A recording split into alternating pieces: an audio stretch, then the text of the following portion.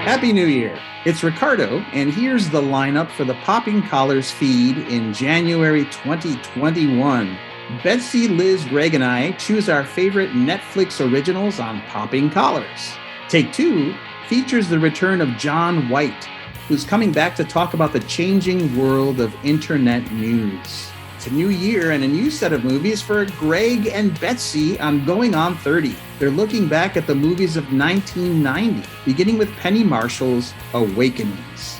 Speaking of new things, The Sacred Six begins a new deep dive this month. Special guest Eric Metoyer joins Betsy to talk about 6 episodes of The Wire. Thanks for listening, and keep those collars popped.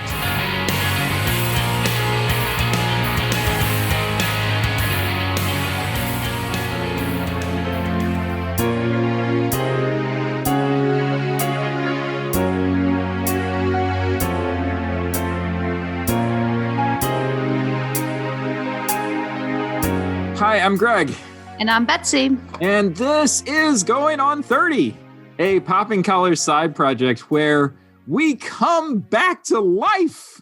And this is the show actually coming back to life for That's right. Our 3rd season. Coming back to life for our 3rd. Yes, this is our 3rd time through with movies that were nominated or should have been nominated for Best Picture 30 years ago. This month, we're looking at Penny Marshall's Awakenings. You will be working with patients, people, doctor. When you say people, do you mean living people? You do want the job, don't you? Hi. I'm Dr. Thayer. I'm Wahida. I'd like to ask... I was born in 1911 in Kingsbridge, New York. Prior to July 1955, I resided at the Brooklyn Psychiatric Center, Brooklyn, New York. How are you today? I'm fine, thank you. Prior to that, I was a person. It gets easier. You don't think it will, but it does. Can you hear me? Does he ever speak to you? Of course not. Not in words. No change, dated 9/11/44. Your patients, doctor, haven't moved in decades. What I believe, what I know, is these people are alive inside. Well, how do you know that, doctor? I know it. I just wanted to say to you, I preferred your explanation. At 200 milligrams, he showed no response. Maybe he needs more. Maybe he needs less. Dr. Thayer, it's a miracle. Where are my glasses? They're on your face. I don't think that I could deal with losing 30 years of my life, could you? Have you thought what you'd like to do today? Everything. Leonard, where are you going? I would do all the things that you people take for granted. I'd go for a walk. I'd look at things. I'd talk to people. You work here? No, I live here. You don't look like a patient. I don't? Girls. You're not married. Me? Would you like to go out for a cup of coffee?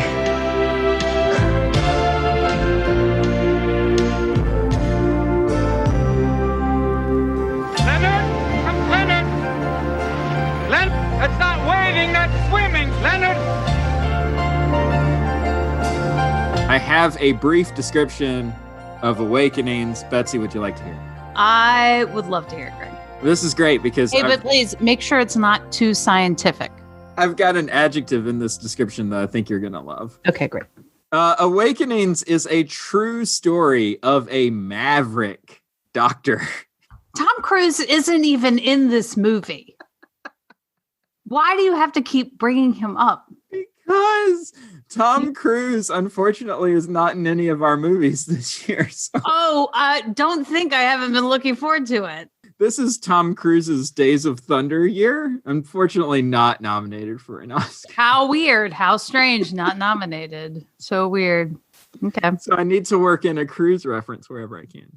Awakenings is a true story of a maverick doctor and the patients whose lives he changes. Dr. Malcolm Sayer, a shy research physician, uses an experimental drug to awaken the catatonic victims of a rare disease, beginning with a patient named Leonard.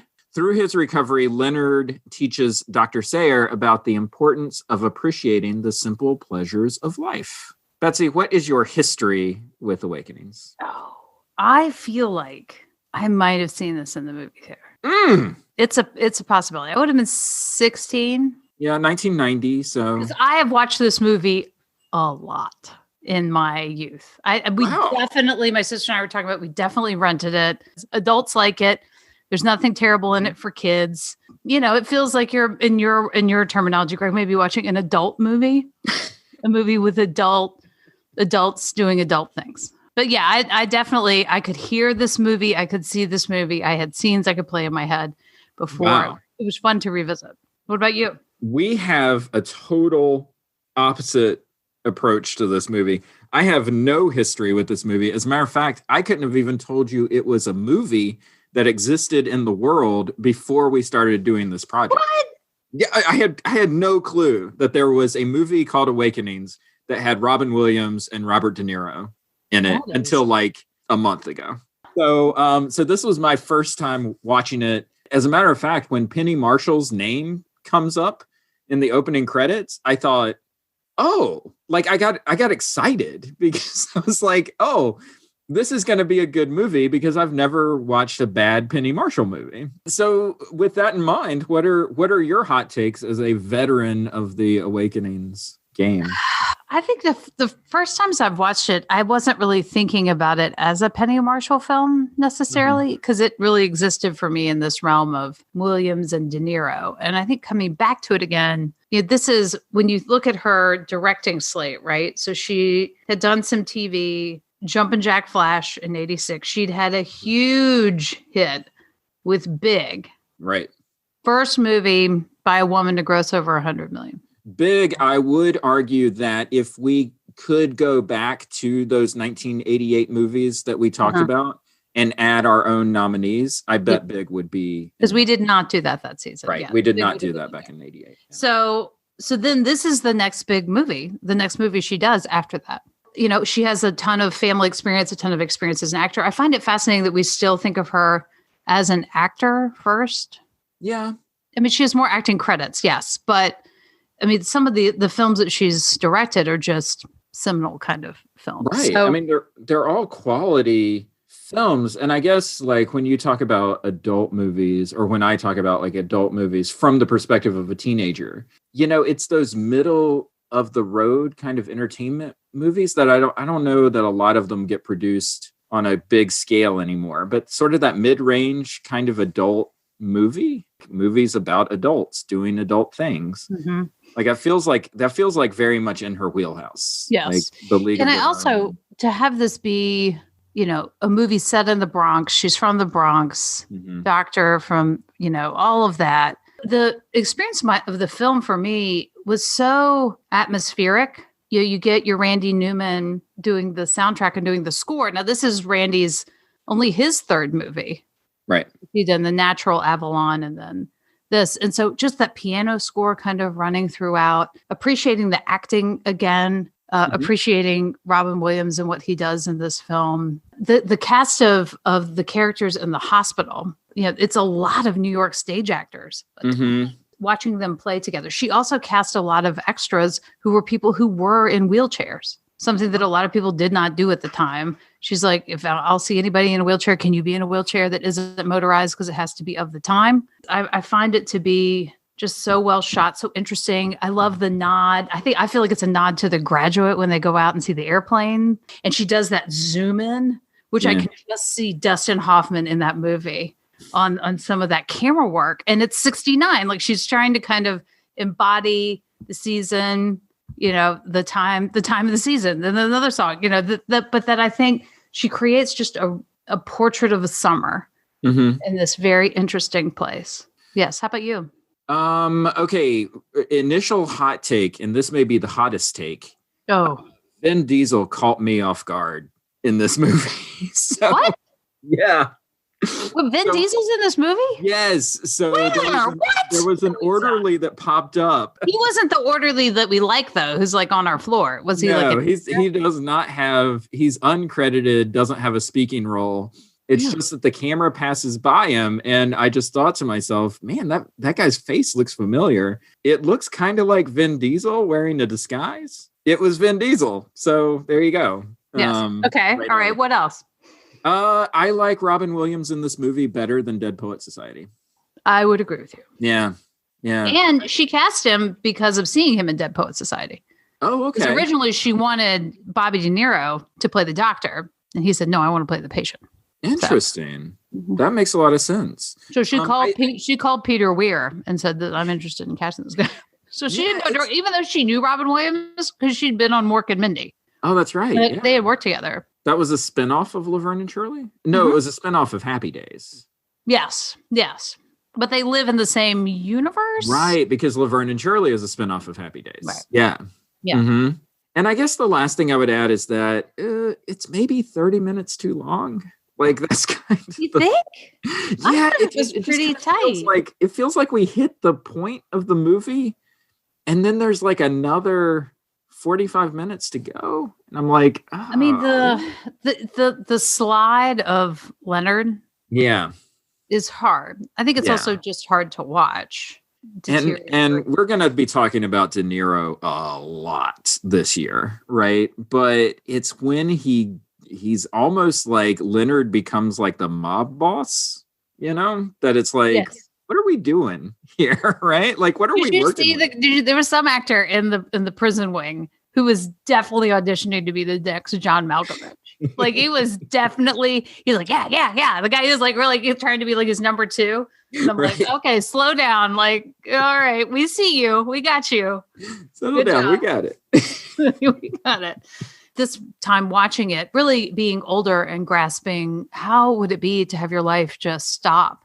Right. At a certain age. And it makes me wonder about patients who are in a chronic vegetative state, like what is their perception of the world, and having these former encephalitic patients be able to tell that story is really fascinating. But I mean, I would argue that I thought it took the trajectory it should have. Were there some moments? Sure. But she also just in creating those moments of looking out the window and looking at the bus and seeing the kids playing and it's these echoes of their old life, but cast in the 1969 mold. And the yearning to be a part of that while still actually being in community together. Well, that's a good segue then so what is your best scene of the movie? It was the moment when everybody woke up. Thank you for coming to see things a little different today. Miriam. Come on. Look at that. Miriam, excited. Miriam. Mr. Menti. You don't need to Lucy. I had the strangest dream. I have to take your blood pressure. I've been sitting for 25 years. You missed your chance. Are you okay? I need some makeup. Okay, I think we can take care of that. And I need some dye for my hair. Black. Black? Rose, are you sure?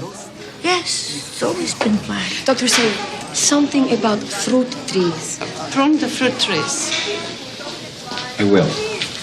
Hartelijk bedankt. I want a steak, rare.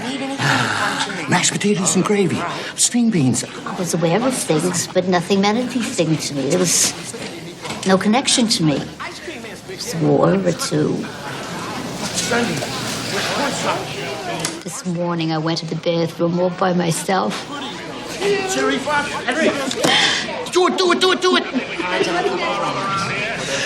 I think I liked them better the other way. That's what Alice Drummond in this film. Yeah. I mean, you know her as a character actress, a face that you've seen places, Ghostbusters, etc. But she is amazing. Mm-hmm. Just her face and her spirit in that character. Love her so much. She plays Lucy, right? Yes. Yeah. And like that moment when she walks over to the window and before and holds onto the thing, and strangely the wind's blowing in her face, even though the window's not open. It's a little odd. It's a little bit of one of those. Did IMDb pick up on that on their goofs and stuff? But she is just, she's an actress who I have seen, and she's always been older in my experience, right? Yeah. Growing up, but she's just the humanity that each of them bring to those characters. That actually is my best scene, is Lucy walking to the window. And this is before, but it's before she's been given the drug. So she's walking across the floor, and she stops because the black and white tiles don't extend. And so he paints the floor so that she can see it as a continuous path. And he thinks that she's going for the water fountain, but she ends up walking past the water fountain to the window. Mm-hmm. And I think that's, it sort of highlights this idea of sometimes we think we know what people want, but actually, they can surprise us. And I think that Robin Williams is very surprised in that moment about what her real desire is. Who is your best performance of the movie? I'm going Robin Williams all the way. Yeah. All the way. Watching it this time, because the whole metaphor that he is actually not awake to, right? That he is actually asleep as well, and is kind of living this cocooned life in his books and his research, and without very much human interaction. As he said, human beings are unpredictable, which gives an inkling to pain that's in the past. Mm-hmm. I think watching it and thinking about his biography, I guess, about his life as a boy and being alone a lot of the time. And I think that must have informed this performance. Yeah. And, because he's playing a real person. He's playing a doctor whose name isn't Malcolm Sayer. His name is Oliver Sacks. And Oliver Sacks is on set, there, present while they're filming. It's based on his book. It's the physical movements. It's the way he turns in and just kind of closes himself off in this way that then you could mimic that with the movements. Sorry, people can't see us. I'm doing some of the way that some of our characters get kind of frozen. Right. But the way he just turns it inward all the time, and polish the glasses. It's all this individual inward stuff until he's able to put on that leather jacket and go out and see the world and go for coffee with Julie Kravner. But I thought he was really tremendous. The summer was extraordinary. It was a season of rebirth and innocence, a miracle. 15 patients, and for us, the caretakers. But now we have to adjust to the realities of miracles. We can hide behind the veil of science and say it was the drug that failed, or that the illness itself had returned, or that the patients were unable to cope, losing decades of their lives. But the reality is, we don't know what went wrong any more than we know what went right. What we do know is as the chemical window closed, another awakening took place.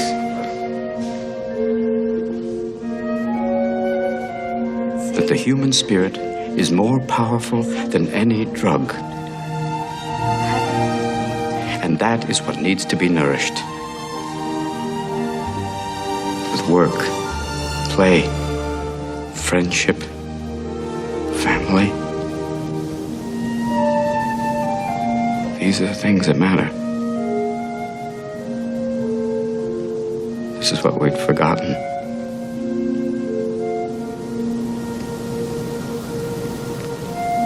Simplest things.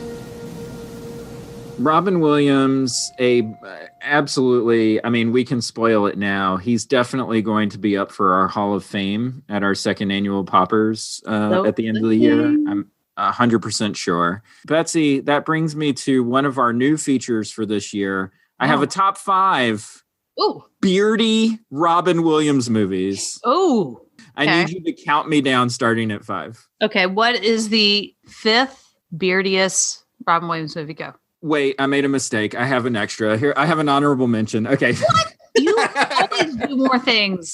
Who are you, Ricardo? Liz? You picking multiple things? Just cheating. All right, so honorable mention. Honorable mention. Beardy Robin Williams movie. Honorable mention, Moscow on the Hudson. Okay, fine. Okay, number 5. Number 5, Awakenings. Yeah. Is this ranked on beard size? No, this is ranked on the quality of the movie, but he has to have a beard in the movie. So you're ranking Jumanji higher? Or no, Jumanji didn't make the list? Oh my God. Okay, all right. Number four. Number four. Number four, The Fisher King. Oh, I thought that was going to be number one. Yeah. I thought that was going to be number one. All right, number three. Number three, You Ain't Never Had a Friend Like Me. Aladdin, baby. But he wasn't beardy. He does have a beard in Aladdin. Does he? I have to go back and look at the cells. All right, number two. Number two, Betsy's hit, Jumanji. It's a movie that defines a generation. It does. All right, and number one. It's not your fault. Good Will Hunting. I knew it. Your fault, Betsy. Knew it. Well, and this is the interesting thing too. Like, if you compare his performance in this movie to Good Will Hunting, doctor, explorer, researcher, a little bit more of a bloke in Good Will Hunting, right? But there is still he's turned inward because of life in a different way. Mm-hmm. Yeah. My best performance, obviously Robin Williams. I've got a soft spot though for Max von Sydow in this movie. So he does in this a similar thing that he does in like The Force Awakens, where he shows up and you're like, wait a second, that's a famous actor. And he's in this movie for like 2 minutes, It was his final line and he delivers it in a haunting and really chilling way where Robin Williams is saying, how do you know these people don't experience life? And he says, because the alternative is unthinkable. Mm-hmm. And like that line, it just kind of hits like the bottom of your stomach and you're like, ooh, and you start to realize like the trap of this disease. Well, and I think too, saluting a lot of these actors who are in this film, Ruth Nelson, who plays Leonard's mother. I already mentioned Alice Drummond, Judith Malina, who plays Rose with the hair dye, Barton Heyman, who plays Bert, George Martin, and Mira, Richard Libertini, who does the run down the hall. He talk about Beardy, just amazing, with Laura Easterman as Lolly. Like the whole, that cast, what a dream. Yeah. Great cast to work with. Really. Oh, and I forgot to mention Dexter Gordon, who plays the piano. Perfect timing. Great. Because I've got some stats about the movie. Stats. As an aside, who knew when we started this that we would come in at the end of box office numbers and charts? As far as who knows what the future holds? Who knows? Streaming number. Let's imagine us 30 years doing the number of streaming downloads of this movie. I got some stats about the movie. It opened on December 19th, 1990. Okay. Oscar movie. Oscar bait. Even though I'll say it's almost a little schmaltzy for the Oscars. Like originally when I can't always remember what we pick and what's on the list. Right. But I was like, oh, this was one of the ones we added. And then I'm like, oh no, I'm sorry. Nominated. My bad. No, the Oscars wanted it. But again, we have this running theory of happy ending gets nominated. And a person playing someone with a disability. That's right. Domestic gross of $51 million. So it made it the number 23 grossing movie of 1990. It's the number 1,685th top grossing movie of all time between. Here's how we're going to do this. Okay, I'm excited. Triple feature. We're starting a new game that we're calling Flirt, Marry, Kill. Yes, we know it's not flirt. Flirt, Marry, Kill. Okay. Flirt is you get to watch the movie once or twice. You have a good time. No commitments. Okay. Marry, you could watch this movie over and over and over again. Okay. Kill. You could never see this movie again and you would be okay. Okay. Right? All right. So you have to assign our triple feature to one of these things. Flirt, Marry, Kill. And then Between Awakenings is Finding Neverland, Johnny Depp, Kate Winslet, and The Gray with Liam Neeson. The Gray. Flirt, Marry, Kill. Is someone abducted in that movie and he has to go find them? No. The Gray, he's in a plane crash with Dermot Mulroney, I want to say. Really? And they have to survive in the Alaskan wilderness being hunted down by wolves. I think I'm marrying Awakenings. Oh, okay. I'm going to flirt with the gray. And maybe I think I'm going to kill Finding Neverland. I have actually never seen Finding Neverland. Have no desire to see Finding Neverland, so I'm fine killing it. I'll marry the gray. I'll flirt with Awakenings. I love the gray. Never seen it. Never. Oh my gosh, it's so good. So there's your triple feature. Awakenings received an 88% on Rotten Tomatoes. Roger Ebert. He's gotta love it. This is a Roger Ebert movie, like from 100%. Roger Ebert, what both the movie and the book convey. Oh, we've read the book. Okay, Raj.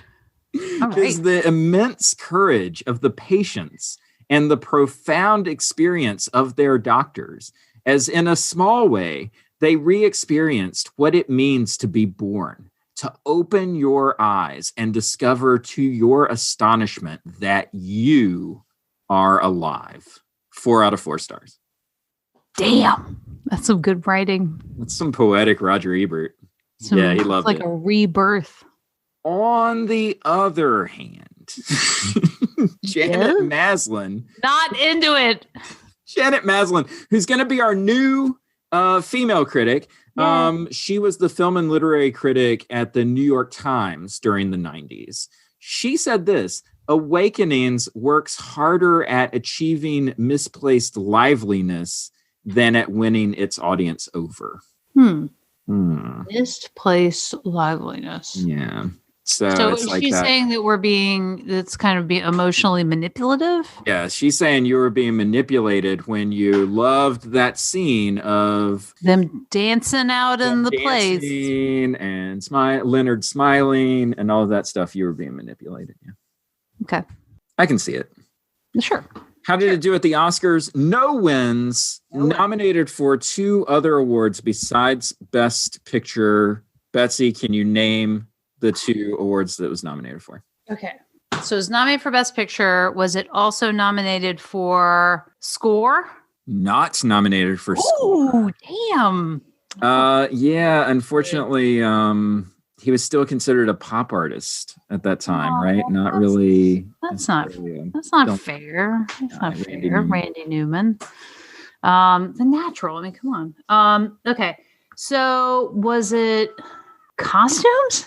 Not nominated for Costumes. Interesting, though. The costumes didn't really stand out to me. Raj kind of alluded to it in his review. The writing?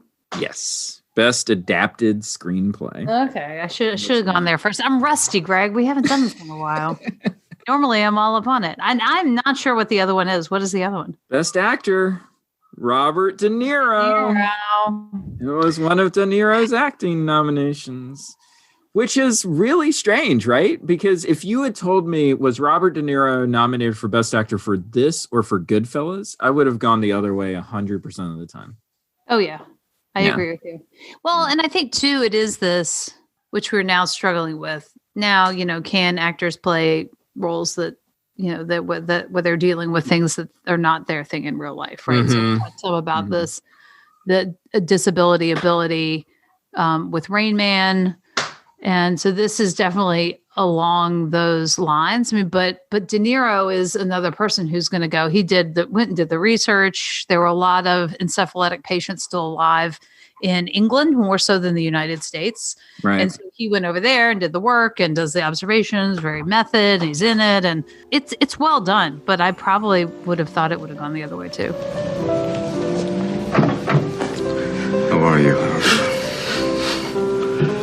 Never better.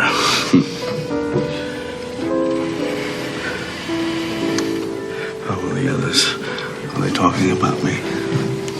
They're scared. Oh, they should be.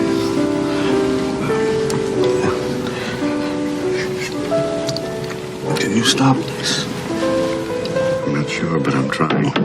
Don't give up on me. I won't. That leads us to our big thought for this episode. I've got savior movies. Someone comes in to save the day. And this is maybe a subcategory of that called unlikely saviors. Yeah, that could be a part of it. You know, they're trying to pick through his resume to find some moment he worked with human beings. Yeah. To give him this job.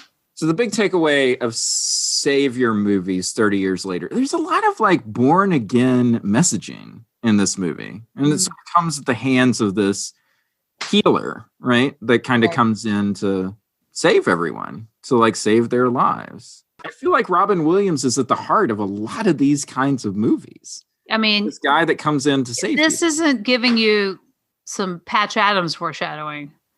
I'm not quite sure. I think some people actually confuse those two movies. And I think maybe that's why Awakenings doesn't get the same amount of attention it deserves.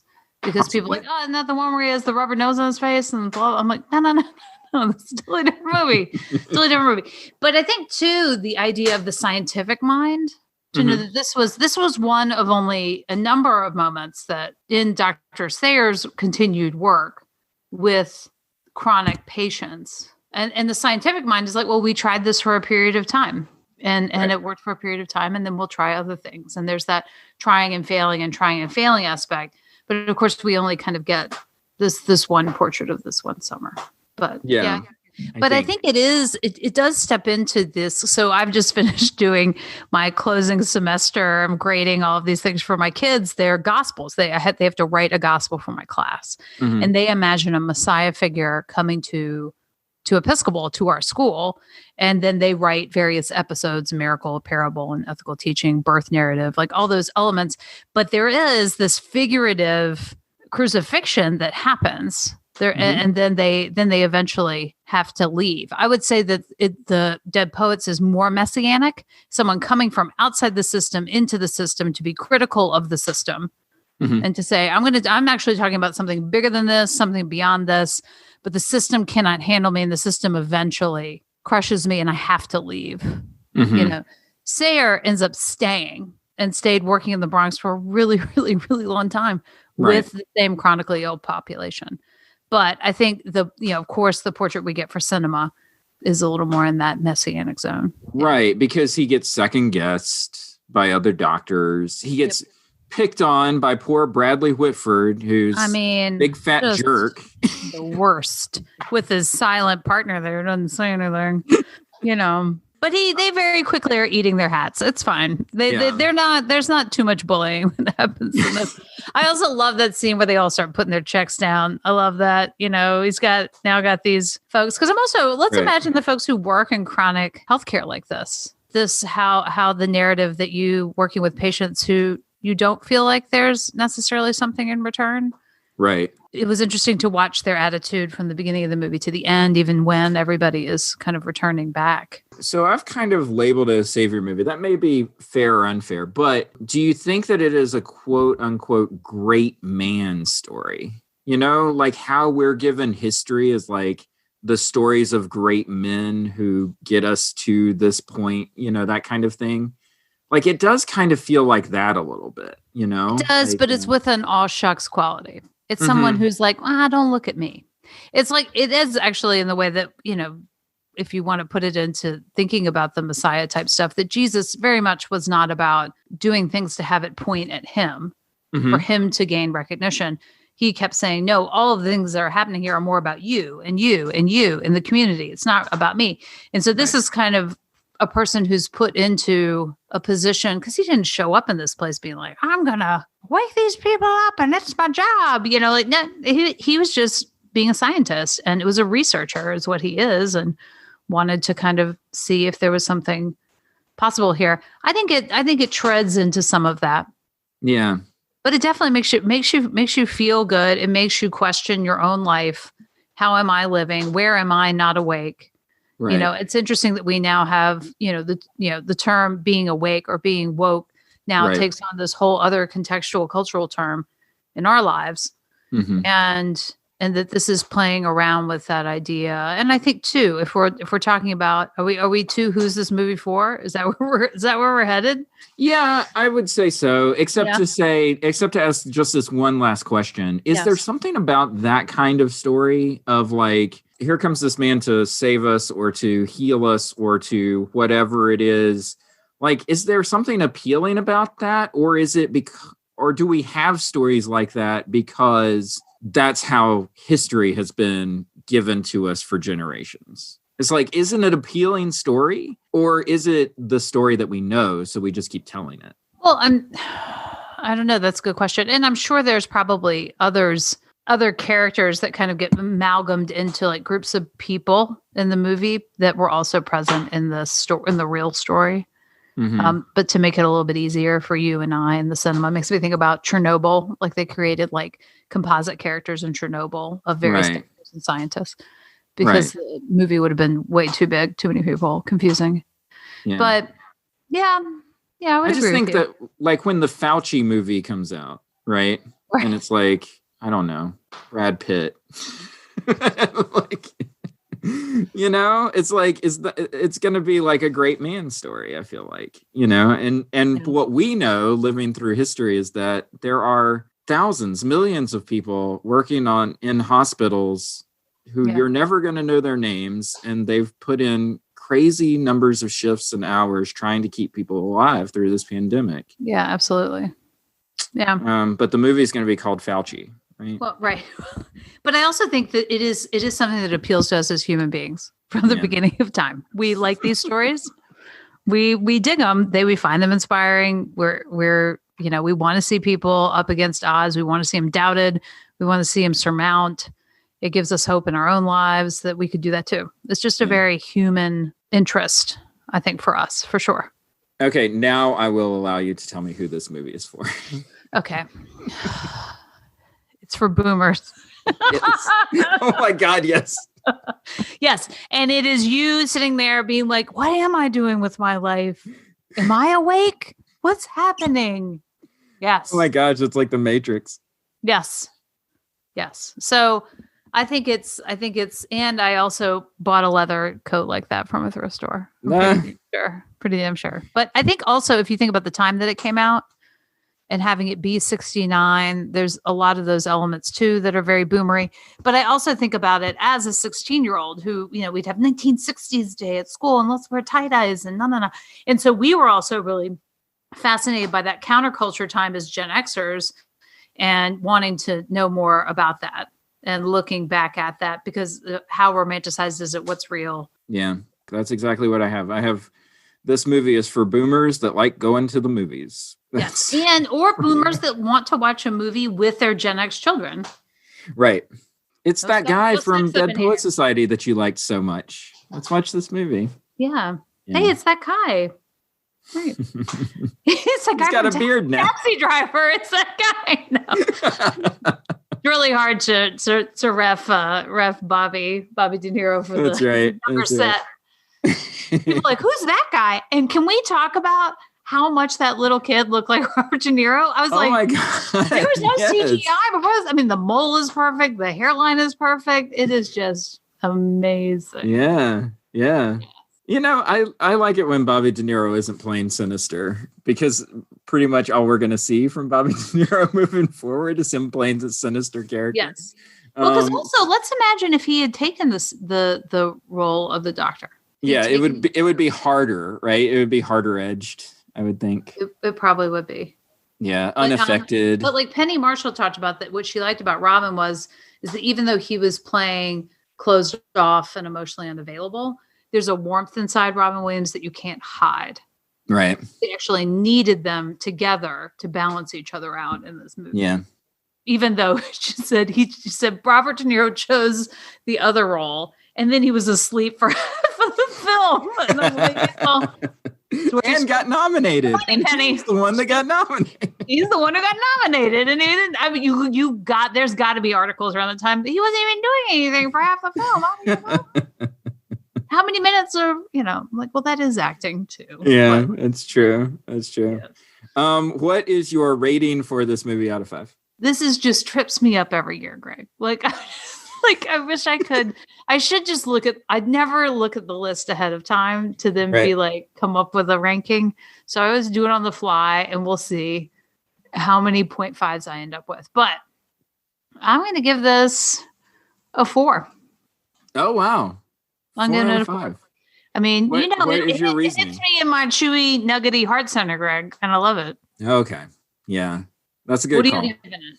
I give it a 3.5 out of 5, and I actually had it as a 3 until we started talking about the movie, and you made me like it more as we were talking.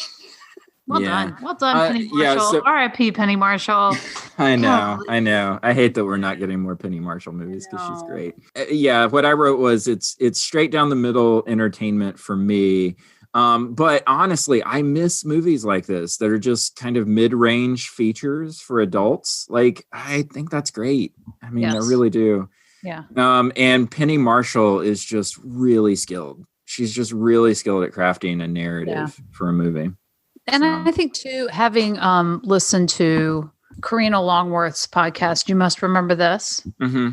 And she did a whole series on Polly Platt, The Invisible Woman is the name of the series. And Polly Platt, who really made her way through Hollywood starting in the 1960s going forward, and just a journey of a woman in Hollywood. And I'm sure, when Penny started directing films, everyone's like, wow, it's because her brother's Gary and blah, blah, blah, blah, blah. But that she just was so skilled. Mm-hmm. It was fun to go back and look at some videos of her talking about these movies, because first off, it's hard to understand Penny Marshall, because the older she gets, a little more mumbly she gets. Like Rosie O'Donnell's impression of Penny Marshall, hands down, it's so good. But that she's funny, she's humorous. She would be an actor's director. She gets the best out of people, I think. Yeah. And her movies all have an incredible amount of heart. I think you're right. It makes me excited for 1992, because I'm putting League of Their Own out there. I'm just going to already call my shot. I think that's probably going to be a consensus pick, but I'll have to look at what the 92 movies are. Calling that shot. It's interesting that we have a Gary Marshall movie later this year. So we're going to have a Penny Marshall and a Gary Marshall movie to look at. Sibling, head to head. There we go. One last question. Why did the Academy nominate this movie? Well, we have some of the stuff we talked about around disability ability. Mm-hmm. Big was not nominated because comedies didn't get nominated. Right. I don't know whether there's some recognition of her success here. I think the true life story of it helps it as well. I think the Academy likes things like that. And then also with the 1960s element for your boomer voters. What do you think? I agree. I think that it's also a mismatched pair a little bit. I think that catches people off guard. Yes. I think, if you say Robin Williams and Robert De Niro, I think that's intriguing. What? The same movie? You got chocolate in my peanut butter. Oh my God, look at what I was eating. A peanut butter cup with chocolate. That's so crazy. Mismatched pair. But I agree. I think that it's Arnold Schwarzenegger and Danny DeVito. Sorry. I'm just going to keep going. I think it's the physical difference. I think that's obvious. That's like bait for Oscars. I keep coming back to this. Like, you can tell a tough story, but you have to have that happy ending coda at the end. And if you have that and you leave the Academy in a good mood after watching your movie, and Robin Williams is on a roll at this point, so I think that the Academy's looking out for him. They are, but Greg, it is about to be dry times. Have you looked ahead for Robin Williams? Betsy, thank you so much for coming back to life with me, dancing through the hospital rooms. I'm going to go dye my hair now. Next up, we have the winner of the Oscar for Best Picture in 1991, Kevin Costner's Dances with Wolves.